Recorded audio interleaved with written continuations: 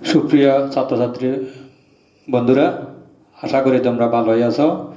এই করোনা দুর্যোগে তোমরা সবাই বাসায় আছো এবং নিরাপদ দূরত্বে আছো এবং তোমাদের পরিবারকে নিয়ে মা বাবার সাথে, ভাই বোনদের সাথে, প্রতিবেশীদের সাথে আশা করি ভালোই আছো। আমরা তোমাদের গত ক্লাসে তোমাদের রসায়ন প্রথম পত্রের দ্বিতীয় অধ্যায়ের রাদারফোর্ডের পরমাণু মডেল এবং বোর পরমাণু মডেল নিয়ে আলাপ করছিলাম। আজকে আমাদের দ্বিতীয় ক্লাসে আমরা কোয়ান্টাম সংখ্যা নিয়ে আলাপ করব। আশা করি তোমরা গত ক্লাসে যেগুলো আলাপ করা হয়েছে এগুলো তোমরা আয়ত্তে নিতে পেরেছ।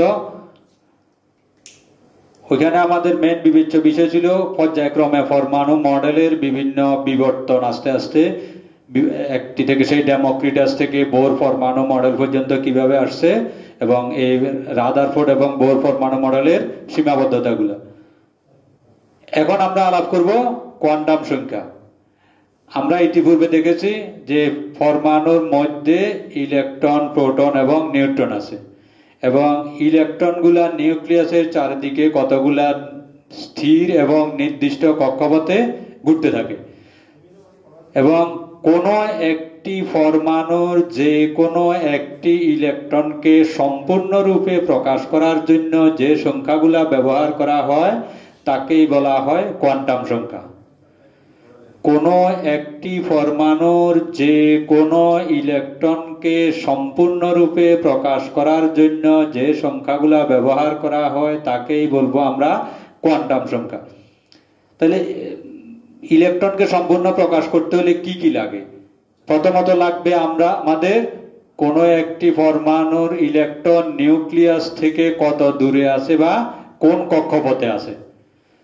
তার মানে আমরা বোর পরমাণু মডেলে দেখছিলাম ইলেকট্রনগুলা নিউক্লিয়াসের চারদিকে এইভাবে কতগুলা স্থির এবং নির্দিষ্ট বৃত্তাকার কক্ষপথে ঘুরতে থাকে। এই তাইলে এখানে প্রথমত আমরা বলছি এই ইলেকট্রনগুলা কোথায় আছে, কিভাবে আছে, কোন কক্ষপথে আছে, নিউক্লিয়াস থেকে কত দূরে আছে, চৌম্বক ক্ষেত্রে তার অবস্থান কি রকম হবে এবং নিজ কক্ষপথে ঘূর্ণনের দিক কি রকম হবে, তা যে সংখ্যাগুলা দ্বারা প্রকাশ করা হয় তাকেই বলা হয় কোয়ান্টাম সংখ্যা। এবং এই কোয়ান্টাম সংখ্যা হলো চারটি। একটি হলো প্রধান কোয়ান্টাম সংখ্যা,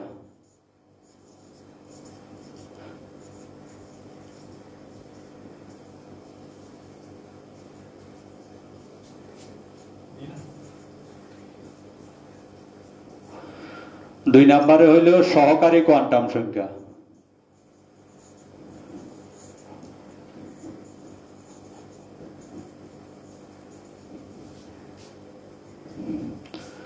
তিন নম্বরে হইল চুম্বক কোয়ান্টাম সংখ্যা বা ম্যাগনেটিক কোয়ান্টাম সংখ্যা, চার নম্বরে হইল স্পিন কোয়ান্টাম সংখ্যা বা ঘূর্ণন কোয়ান্টাম সংখ্যা।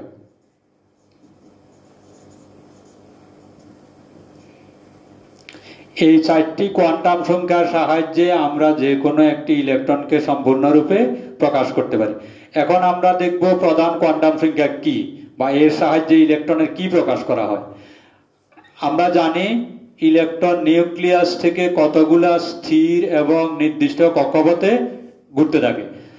প্রিয় শিক্ষার্থী বন্ধুরা, আমরা এর আগে আলাপ করছি রাদারফোর্ড পরমাণু মডেলে এই ইলেকট্রনগুলা যে নিউক্লিয়াসের চারদিকে ঘুরে, এখানে কক্ষপথ সম্পর্কে কোনো ধারণা ছিল না।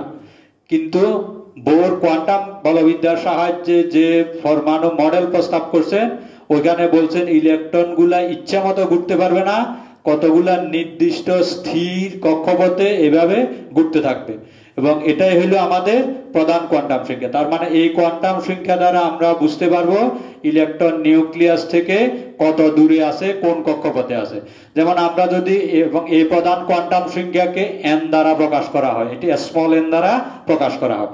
যেমন আমাদের যদি বলা হয় যে কোনো একটি পরমাণুর ইলেকট্রনের প্রধান কোয়ান্টাম সংখ্যার মান 1, তাহলে আমরা বুঝবো এটি প্রথম শক্তি স্তরে বা প্রথম কক্ষপথে আছে।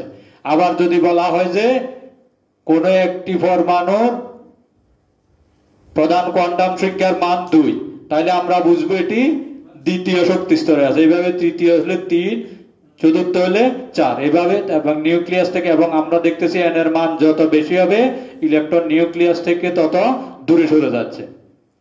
এবং এর থেকে আমরা প্রধান কোয়ান্টাম সংখ্যা দ্বারা ইলেকট্রন কোন শক্তি স্তরে আছে তা আমরা খুব সহজে প্রকাশ করতে পারি, এবং এটাকে প্রথম শক্তি স্তর, দ্বিতীয় শক্তি স্তর, তৃতীয় শক্তি স্তর, চতুর্থ শক্তি স্তর ইত্যাদি এইভাবে আমরা প্রকাশ করতে পারি। এবং এদেরকে তোমরা জানো কে, এল, এম, এন দ্বারা প্রকাশ করা হয়, এবং এগুলা ক্যাপিটাল,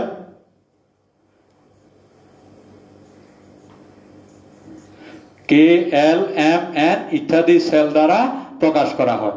এবং যে কোনো প্রধান শক্তি স্তরে আমাদের 2n² সংখ্যক ইলেকট্রন থাকতে পারে। তার মানে এখান থেকে আমরা n এর মান যদি জানা থাকে, যেমন m সেলে কয়টি ইলেকট্রন থাকবে, n সেলে কয়টি ইলেকট্রন থাকবে, আমরা খুব সহজে হিসাব করতে পারি। যেমন আমরা যদি দ্বিতীয় শক্তি স্তর দেখি, তাহলে এখানে আমরা দেখতে পারি 2 × 2² সমান 8টি ইলেকট্রন থাকতে পারে। এভাবে তৃতীয় শক্তি স্তর, চতুর্থ শক্তি স্তর, প্রত্যেকটা শক্তি স্তরে সর্বোচ্চ কয়টি ইলেকট্রন থাকতে পারে আমরা এভাবে খুব সহজে হিসাব করতে পারি। এরপরে আমরা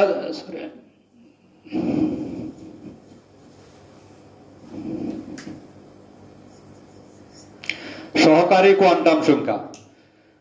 আমরা জানি আমাদের প্রত্যেকটি প্রধান কোয়ান্টাম সংখ্যাকে আবার কতগুলা সাবসেলে ভাগ করা হয় বা উপশক্তি স্তরে ভাগ করা হয়। এদের প্রত্যেকটিকে বলবো আমরা সহকারী কোয়ান্টাম সংখ্যা। কোন একটি প্রধান শক্তি স্তর কয়টি উপশক্তি স্তরে ভাগ হবে তা নির্ভর করবে n এর মানের উপর। যদি কোনো একটি পরমাণুর কোনো ইলেকট্রনের n এর মান 1 হয়, তাহলে এবং এই সহকারী কোয়ান্টাম সংখ্যাকে প্রকাশ করা হয় l দ্বারা। এটা স্মল এল দ্বারা প্রকাশ করা হয়।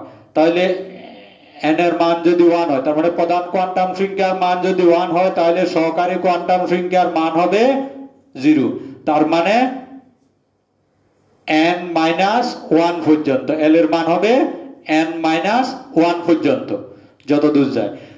তাহলে এখানে তার মানে আমাদের সহকারী কোয়ান্টাম সংখ্যা তখন n এর মান 1 হইলে তাকে একটি মাত্র সাবসেলে ভাগ করা যাবে, তার মানে তার কোনো ভাগ হবে না।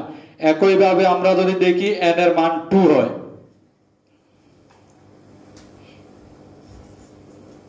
তার মানে দ্বিতীয় শক্তি স্তর, তখন l এর দুইটি মান থাকবে 0, 1। একইভাবে n এর মান যদি 3 হয়,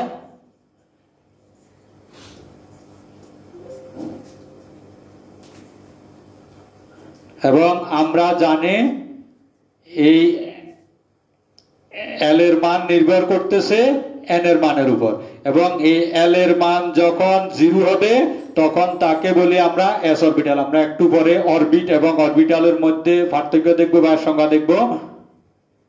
s অরবিটাল তার মানে আমাদের যখন প্রধান কোয়ান্টাম সংখ্যার মান n হবে তখন এখানে শুধুমাত্র s অরবিটাল থাকবে, এবং যখন প্রধান কোয়ান্টাম সংখ্যার মান 2 হবে তার মানে দ্বিতীয় শক্তি স্তর বা l সেল, এখানে থাকবে দুইটি অরবিটাল। l এর মান যদি 0 হয় তাহলে হবে s, l এর মান যদি 1 হয় তাহলে হবে p অরবিটাল। সুপ্রিয় শিক্ষার্থীরা, তোমরা এখানে লক্ষ্য রাখবে এগুলা সবগুলা কিন্তু স্মল লেটার, এগুলা এই s, p, এরপরে আমরা দেখব df। একইভাবে n এর মান যদি 3 হয় তাহলে এখানে হবে s, p, d।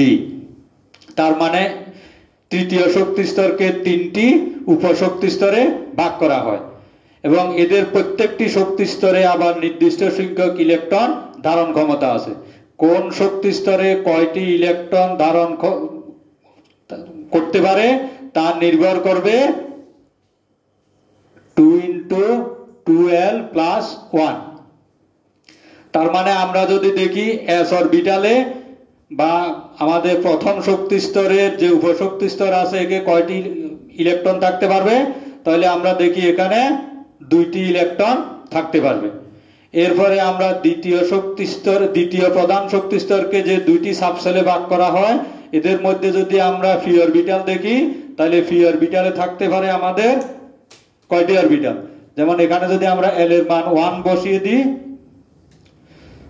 যেমন যখন ফ্রি অরবিটাল হবে তখন এল এর মান হবে 1, তার মানে তখন 6টি ইলেকট্রন এখানে থাকতে পারে। তার মানে ফ্রি অরবিটালে আমাদের 6টি ইলেকট্রন থাকতে পারে। একইভাবে আমাদের ডি অরবিটালে 10টি ইলেকট্রন থাকতে পারে। তাহলে এইভাবে আমরা কোন সহকারী কোয়ান্টাম সংখ্যার মধ্যে কয়টি ইলেকট্রন থাকতে পারবে আমরা 2 × 2l + 1 এই সমীকরণ ব্যবহার করে খুব সহজে নির্ণয় করতে পারি। এছাড়া এখান থেকে আমরা যে কোনো একটি অরবিটাল আদৌ অস্তিত্ব আছে কিনা আমরা খুব সহজে বের করতে পারবো। যেমন আমাকে যদি বলা হয় যে 3f অরবিটাল সম্ভব কিনা, এবং এই প্রশ্নগুলো তোমাদের পরীক্ষাতে প্রায় সময় আসে, 3f অরবিটাল সম্ভব কিনা তা ব্যাখ্যা করো। তাহলে আমরা যদি দেখি 3f, আমরা এখানে দেখতেছি f যদি হতে হয় তাহলে আমাদের হতে হবে n এর মান 4, তার মানে l = তখন হবে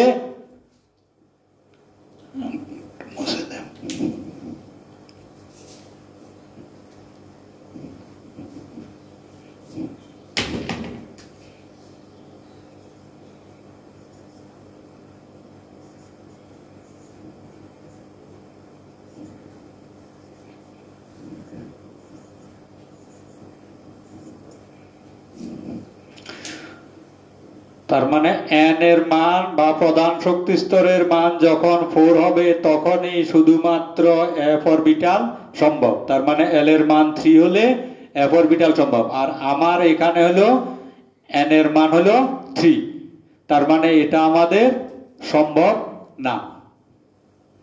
এইভাবে আমরা যে কোনো একটি ইলেকট্রনের বা সাবশেলের সম্ভাব্যতা খুব সহজে বের করতে পারি। যেমন আমরা যদি দেখি 2d সম্ভব কিনা, এখানেও 2d সম্ভব না, কারণ 2d হতে হলে আমাদের n এর মান হতে হবে 3, l এর মান হতে হবে 2।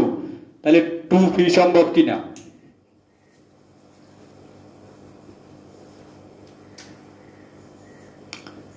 এটি আমাদের সম্ভব। তাহলে এইভাবে আমরা প্রধান কোয়ান্টাম সংখ্যার সাহায্যে কোনো একটি ইলেকট্রন নিউক্লিয়াস থেকে কত দূরে আছে এবং ওই কক্ষপথে কয়টি ইলেকট্রন থাকতে পারে তা আমরা খুব সহজে ব্যাখ্যা করতে পারি। একইভাবে সহকারী কোয়ান্টাম সংখ্যার সাহায্যে আমরা প্রধান কোয়ান্টাম সংখ্যাকে কয়টি সাবসেলে ভাগ করা যায় তা বের করতে পারি এবং ওই সাবসেলগুলোতে কয়টি ইলেকট্রন থাকতে পারে তা নির্ণয় করতে পারি, এবং এখান থেকে কোনো অরবিটালের আদৌ অস্তিত্ব সম্ভব কিনা তাও আমরা ব্যাখ্যা করতে পারি। এরপরে আমরা দেখব চৌম্বক কোয়ান্টাম সংখ্যা বা ম্যাগনেটিক কোয়ান্টাম সংখ্যা।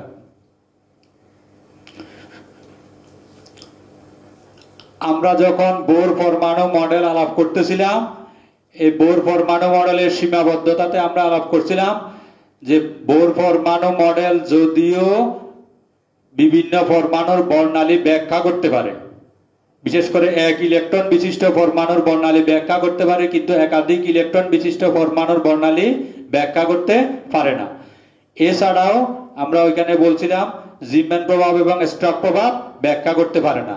জিম্যান প্রভাব এবং স্ট্রাক প্রভাব হলো কোনো একটি পরমাণু বর্ণালীকে যদি উচ্চ বিশ্লেষণ ক্ষমতা সম্পন্ন কোনো স্পেকট্রোফটোমিটারের মধ্যে দেওয়া হয় তখন একটি বর্ণালী রেখা, যেমন আমরা যদি কোনো একটি পরমাণুর মধ্যে এইরকম একটি বর্ণালী পেয়ে থাকি তাহলে একে যদি উচ্চ বিশ্লেষণ ক্ষমতা সম্পন্ন স্পেকট্রোফটোমিটার দেওয়া হয় তাহলে এটি কখনো 3টি, 5টি, 7টি ইত্যাদি রেখায় বিভক্ত হয়ে যায়।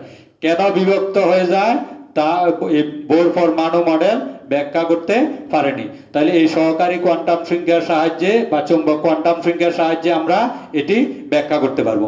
চৌম্বক কোয়ান্টাম সংখ্যা হলো কোনো একটি পরমাণুর ইলেকট্রনকে যদি চৌম্বক ক্ষেত্রের মধ্যে রাখা হয় তাহলে এই ইলেকট্রনের যে একটি শক্তি স্তর আছে এই শক্তি স্তর আবার একাধিক রেখায় বিভক্ত হয়ে যায়। যেমন একটি ইলেকট্রনের যদি এরকম একটি শক্তি স্তর থাকে, এটি যদি চৌম্বক ক্ষেত্রে অনুপস্থিত থাকে, চৌম্বক ক্ষেত্রের উপস্থিতিতে এটি এইরকম 3টি ভাগে বিভক্ত হয়ে যায়, 3টি 5টি 7টি ইত্যাদি ভাগে বিভক্ত হয়ে যায়। তখন ইলেকট্রনগুলা এই শক্তি স্তর থেকে এখানে যেতে পারে, এখানে যেতে পারে, আবার এই শক্তি স্তর থেকে এখানে আসতে পারে, এখানে আসতে পারে। তখন এই একটি রেখা আগে ছিল এটি এরকম, যেমন এখান থেকে এখানে যেত, কোনো স্প্লিটিং ছিল না চুম্বক ক্ষেত্রের অনুপস্থিতিতে। এটা হলো লোয়ার এনার্জি লেভেল, এটা হলো হায়ার এনার্জি লেভেল। কিন্তু আমরা যখন এখানে চুম্বক ক্ষেত্র প্রয়োগ করলাম তখন এই শক্তি স্তরটি আবার 3টি রেখা বিভক্ত হবে। একইভাবে হায়ার শক্তি স্তরটিও 3টি রেখা বিভক্ত হবে। তাহলে ইলেকট্রন আগে এখান থেকে এখানে আসতো, একটি রেখা পেতাম। এখন আমাদের এইরকম 3টি, তার মানে এখান থেকে এখানে আসতে পারে, এখান থেকে এখানে আসতে পারে, এখান থেকে এখানে আসতে পারে। তার মানে এই একটি রেখা আমাদের আবার 3টি রেখায় বিভক্ত হয়ে গেল। তাহলে এই একটি রেখা কয়টি রেখায় বিভক্ত হবে, বা চুম্বক ক্ষেত্রের মধ্যে রাখলে একটি ইলেকট্রন কয়টি শক্তি স্তরে বিভক্ত হবে, তা যে কোয়ান্টাম সংখ্যা দ্বারা প্রকাশ করা হয় তাকেই বলবো আমরা চুম্বক কোয়ান্টাম সংখ্যা বা ম্যাগনেটিক কোয়ান্টাম সংখ্যা। তাহলে এই চুম্বক কোয়ান্টাম সংখ্যার কয়টি মান থাকবে তা আমরা নির্ণয় করতে পারি 2l+1 দ্বারা।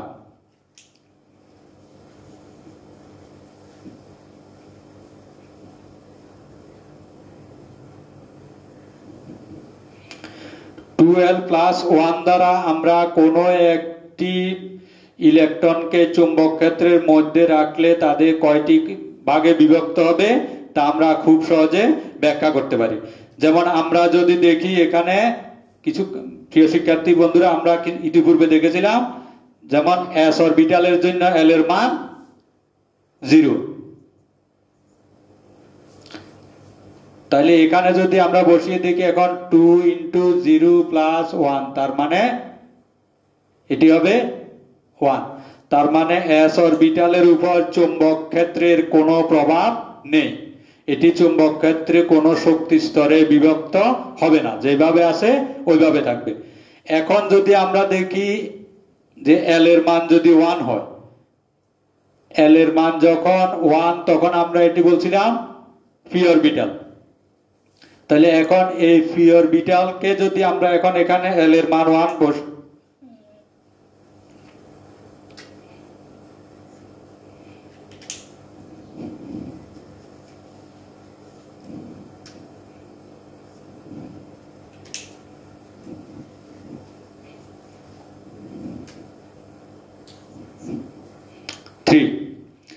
তার মানে l অরবিটাল চুম্বক ক্ষেত্রের মধ্যে 3টি শক্তি স্তরে বিভক্ত হবে, যেটি চুম্বক ক্ষেত্রের অনুপস্থিতিতে একটি শক্তি স্তর ছিল যাকে আমরা বলি ডিজেনারেটেড অরবিটাল। আর যদি চুম্বক ক্ষেত্রের মধ্যে রাখা হয় তাহলে এটি একাধিক শক্তি স্তরে বিভক্ত হয়ে যায়, যাকে বলি আমরা নন ডিজেনারেটেড অরবিটাল। এই পি অরবিটাল 3টিকে px, py, pz এভাবে ব্যক্ত করা হয়। পরে আমরা এগুলার আকৃতি দেখব। তাহলে এইভাবে আবার যেমন আমরা যদি এখানে l এর মান 2 বসাই, তখন আমরা বলছিলাম l এর মান 2 হলে এটি হবে d অরবিটাল। তাহলে তখন আমরা এই 2l+1 এর মান পাবো 5। তার মানে d অরবিটালকে 5টি ভাগে ভাগ করা হয়। যেমন এখানে যদি আমরা 2 দিই তাহলে এখানে আসতেছে 5। তার মানে d অরবিটালকে 5টি ভাগে ভাগ করা হয়, এবং এটি হলো dxy, dyz, dzx, dx² - y², dz², এই 5 ভাগে ভাগ করা হয়। তাহলে এখানে আমরা দেখছিলাম কোনো একটি ইলেকট্রনকে চুম্বক ক্ষেত্রের অনুপস্থিতিতে যদি রাখা হয় তাহলে সে এখানে এই পি অরবিটাল, এই 3টি পি অরবিটাল একই শক্তি স্তরে থাকে। তাহলে একে বলবো আমরা ডিজেনারেটেড পি অরবিটাল বা সমশক্তির পি অরবিটাল। কিন্তু এদেরকে যদি আমরা চুম্বক ক্ষেত্রের মধ্যে রাখি তাহলে এটি 3 ভাগে বিভক্ত হয়ে যাবে, এবং এটিকে তখন এই 3টিকে আমরা বলবো একটি px, আরেকটি py, আরেকটি pz। একইভাবে আমাদের d অরবিটালকে যদি আমরা চুম্বক ক্ষেত্রে অনুপস্থিতিতে রাখি তাহলে এটি এই 5টি অরবিটালের শক্তি একই হবে এবং তাকে বলবো আমরা ডিজেনারেটেড অরবিটাল। আর যদি এদেরকে চুম্বক ক্ষেত্রের মধ্যে রাখা হয় তাহলে এদের শক্তি 5টি ভাগে ভাগ হবে, তাহলে তখন এদেরকে বলবো আমরা নন ডিজেনারেটেড অরবিটাল। তাহলে কিছুক্ষণ আগে আমরা দেখছিলাম যে কোনো একটি বর্ণালীকে যদি আমরা উচ্চ বিশ্লেষণ ক্ষমতা সম্পন্ন স্পেকট্রোফটোমিটারে রাখা হয় তখন একটি বর্ণালী একাধিক রেখায় বিভক্ত হয়ে যায়, যাকে আমরা বলছিলাম জিমেন প্রভাব অথবা স্টক প্রভাব, তড়িৎ ক্ষেত্র এবং চুম্বক ক্ষেত্র এর উপর ভিত্তি করে। তাহলে এখানে দেখা যাচ্ছে এই যেটা বোর পরমাণু মডেল ব্যাখ্যা করতে পারেনি, আমরা এই চুম্বক কোয়ান্টাম সংখ্যার সাহায্যে খুব সহজে ব্যাখ্যা করতে পারতেছি ওই একটি রেখা কেন একাধিক রেখায় বিভক্ত হবে। এখানে দেখা যাচ্ছে পি অরবিটালের কোন ইলেকট্রন থেকে যে বর্ণালী সৃষ্টি হবে তা উচ্চ বিশ্লেষণ ক্ষমতা সম্পন্ন স্পেকট্রোফটোমিটারের সাহায্যে 3টি রেখায় বিভক্ত হবে। ডি অরবিটালে কোনো ইলেকট্রন থাকলে তার বর্ণালী 5টি রেখায় বিভক্ত হবে এবং এইভাবে খুব সহজে আমরা ব্যাখ্যা করতে পারি। এবং এখানে প্রত্যেকটি অরবিটালে সর্বোচ্চ 2টি করে ইলেকট্রন থাকতে পারে।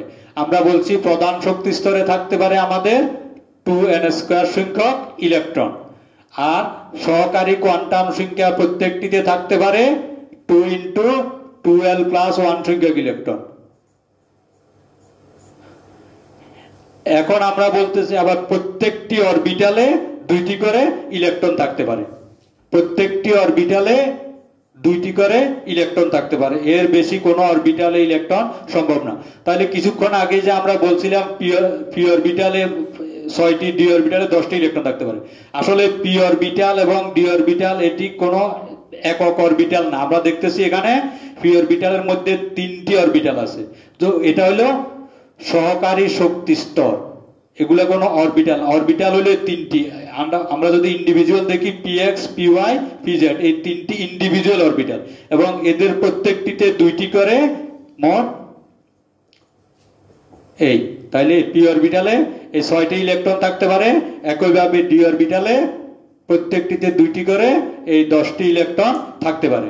এইভাবে আমরা চুম্বক কোয়ান্টাম সংখ্যার মাধ্যমে কোনো একটি পরমাণুর বর্ণালী কেন একাধিক রেখায় বিভক্ত হয়ে যায় বা এই পরমাণুকে চুম্বক ক্ষেত্রের মধ্যে রাখলে সে কিভাবে আচরণ করবে আমরা খুব সহজে এভাবে ব্যাখ্যা করতে পারি। এরপরে আমরা দেখব স্পিন কোয়ান্টাম সংখ্যা।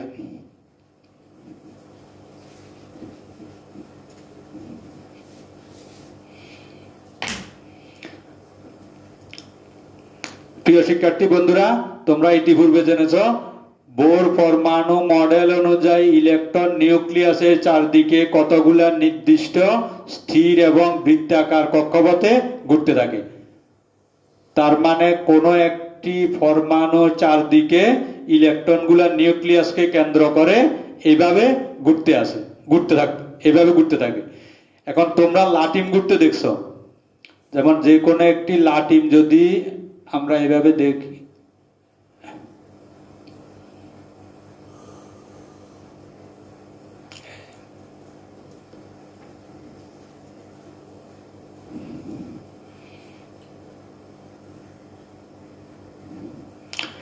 এটি যদি একটি লাটিম হয় তাহলে আমরা ইলেকট্রনকে জাস্ট একটি লাটিমের সাথে তুলনা করতেছি এখন, তাহলে এটা এভাবে ঘুরতে পারে নিউক্লিয়াসের চারদিকে। তাহলে এটি নিউক্লিয়াসের চারদিকে যখন ঘুরবে তখন সে এইভাবে ঘুরতে পারে আবার এইভাবে ঘুরতে পারে। তার মানে এটি এই ঘুরার সময় একবার নিজে এদিকে ঘুরতে পারে আবার এদিকে ঘুরতে পারে। তার মানে একটি হলো ঘড়ির কাঁটার দিকে, তার মানে ইলেকট্রন নিউক্লিয়াসের চারদিকে যখন ঘুরবে তখন সে নিজ কক্ষপথে এইভাবে ঘুরতে থাকবে, সে কিন্তু স্থির থাকে না, সে এইভাবে থেকে ঘুরে না, সে এই কক্ষপথে ঘুরার সময় সে এইভাবে ঘুরতে থাকে এবং এইভাবে ঘুরার সময় সে এইভাবে এদিকেও ঘুরতে পারে আবার এদিকেও ঘুরতে পারে। তার মানে একটিকে আমরা ঘড়ির কাঁটার দিকে তুলনা করতে পারি, আর একটিতে ঘড়ির কাঁটার বিপরীত দিকে তুলনা করতে পারি। তার মানে ইলেকট্রন যখন নিজ কক্ষপথে নিউক্লিয়াসের চারদিকে ঘুরতে থাকে তখন তার নিজ কক্ষের ঘূর্ণনের দিক কিরকম হবে তা যে কোয়ান্টাম সংখ্যা দ্বারা প্রকাশ করা হয় তাকেই বলবো আমরা সহকারী কোয়ান্টাম সংখ্যা। তাহলে এইভাবে আমরা এই 4টি কোয়ান্টাম সংখ্যা দ্বারা যে কোনো একটি পরমাণুর যে কোনো ইলেকট্রনের, এটি প্রধান শক্তি স্তরের হোক, দ্বিতীয় শক্তি স্তরের, তৃতীয় শক্তি স্তরের, চতুর্থ শক্তি স্তরের হোক, যে শক্তি স্তরে হোক না কেন আমরা যে কোনো একটি ইলেকট্রনকে সম্পূর্ণরূপে প্রকাশ করতে পারি। এবং এই স্পিন কোয়ান্টাম সংখ্যাকে আমরা ইতিপূর্বে বলেছি স্মল এস দ্বারা প্রকাশ করা হয়, এবং এটি যদি এটার মান হলো +½ অথবা -½ তার মানে প্লাস মাইনাস হাফ।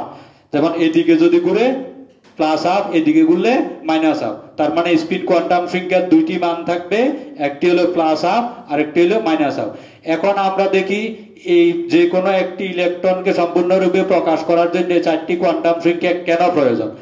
যেমন আমরা যদি দেখি কোনো একটি পরমাণুকে আমরা প্রকাশ করতে গেলাম, এল এর মান নেই, অন্য সবগুলো আছে, এন আছে, এম আছে, এস আছে, তাহলে আমরা ইলেকট্রনটিকে বুঝবো কিনা? কারণ আমরা ইলেকট্রনটিকে বুঝবো না, কারণ আমরা ইলেকট্রন প্রধান শক্তি স্তরে এন থেকে প্রধান শক্তি স্তরের মান পাবো, চুম্বক কোয়ান্টাম সংখ্যা থেকে চুম্বক ক্ষেত্রে কিরকম আচরণ করবে এবং নিজ কক্ষে ঘূর্ণনের দিক পাবো, কিন্তু সে কোন অরবিটালে আছে তা আমরা বুঝতে পারবো না, কোন সহকারী শক্তি স্তরে আছে তা আমরা বুঝতে পারবো না।